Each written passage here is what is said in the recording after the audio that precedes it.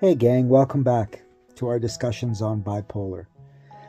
Seeing someone you care about going through symptoms of bipolar disorder can feel pretty distressing, but you can offer support in a lot of ways while also looking after your own well being. So, we're going to talk about some of those ways, and one of those ways is to be open about bipolar disorder. Being open to talking and listening to someone's experiences can help them feel supported and accepted. You could try to let them know you want to understand what they're going through rather than trying to fix things for them. You can ask open questions to learn more about how they're feeling. For example, what's it like having bipolar? Or what do you need me to understand about it? Avoid minimizing their experiences. For example, saying things like, everyone goes through tough times, could make someone feel that you haven't understood how hard things are for them. You want to listen rather than give advice. There's lots of blogs on the internet that you can learn more about these experiences and help people suffering from bipolar disorder in your family and your group of friends. So you want to learn the warning signs and triggers if you really want to help someone with bipolar. Most people have some warning signs that they're about to experience a mood episode. Many people will also have triggers such as stress, which can bring on an episode. So you want to try to talk to them about their warning signs, exploring what they may be. Let them know if you've noticed behaviors that often happen before an episode. For example, you could say, I've noticed you've been sleeping less and I'm worried you might be becoming unwell.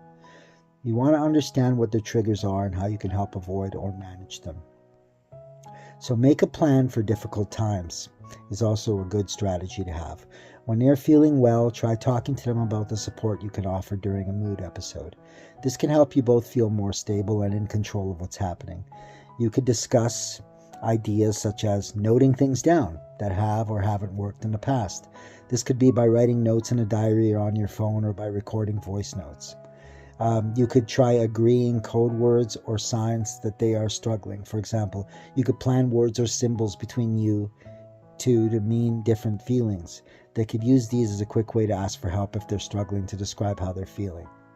There's also offering a second opinion about projects or commitments to help them consider whether they're taking on too much. Helping them manage money while they're unwell if they'd like you to is also very helpful. Helping them keep a routine, including regular meals and sleeping patterns. There's developing a crisis plan. For ideas on what to include, you can check online. There's lots of different crisis plans for people with bipolar disorder. It can also help to discuss how someone wants you to treat them when they are coming out of a period of ill health. Try to follow their lead about how much they want to talk about or what happened while they were unwell. You want to discuss behavior you find challenging. Supporting someone with their mental health can at times be very difficult, frustrating, or frightening. If someone is hearing or seeing things that you don't, they might feel angry, annoyed, or confused if you don't share their beliefs. What feels real for them is real in those moments. If this happens, you got to stay calm if you can. Help with breathing exercises or relaxation if they feel able to try these. Focus on supporting them with how they're feeling rather than confirming or challenging their reality. Let them know that although you don't share the belief, you understand that it feels real for them. During a manic episode, they may do things that feel embarrassing, strange, or upsetting to you. You could try to calmly discuss your feelings with them when they're feeling able to. Explain how specific things they've done make you feel rather than making general statements about their actions. Avoid being judgmental or critical, and don't hold on to things that were said when they were unwell, especially if they've apologized or told you they didn't mean it. During a depressive episode, though, they may avoid contacting or responding to people. This can be difficult to cope with. You may feel worried about them or rejected. You could try to avoid taking things personally if you can. Keep checking in, even though they might not respond. Send short messages that don't require a lengthy response. When they feel well again, you could discuss what might help you both cope with similar difficult times in the future. For example, you could agree on a code word, emoji, or picture that they could send to you to let you know they're safe, but can't talk right now. So you want to avoid making assumptions. You might find yourself always looking out for signs that they are starting a bipolar episode.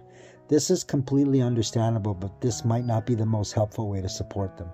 You can remember everyone is different. It's possible to display a range of emotions and behavior while still feeling well overall. Try not to assume that any change in mood is a sign that they're unwell. Each person's experience is unique. If you're not sure, talk to them to check. Remind yourself that setbacks are normal. They may be managing their symptoms well for some time and then have a more difficult period. You want to avoid assuming what someone can and can't do. If you think they need help, offer your support, but try not to start handling things for them without checking that this is what they want or need. Look after yourself as well. It's very important to spend time and energy looking after yourself. You may feel very worried about the person you're supporting, but looking after your own well-being means you can keep supporting them. For example, you could try to talk to someone you trust. This could be a friend, family member, your GP, or a helpline. You want to involve trusted family and friends in supporting them with their consent. Sharing out different responsibilities may make things feel more manageable. If you're part of a group supporting someone, such as a family or a group of friends, try to make sure the support is consistent. You also want to find ways to relax. For example, spend time on a hobby you enjoy or try relaxation exercises. Above all, you want to pace yourself.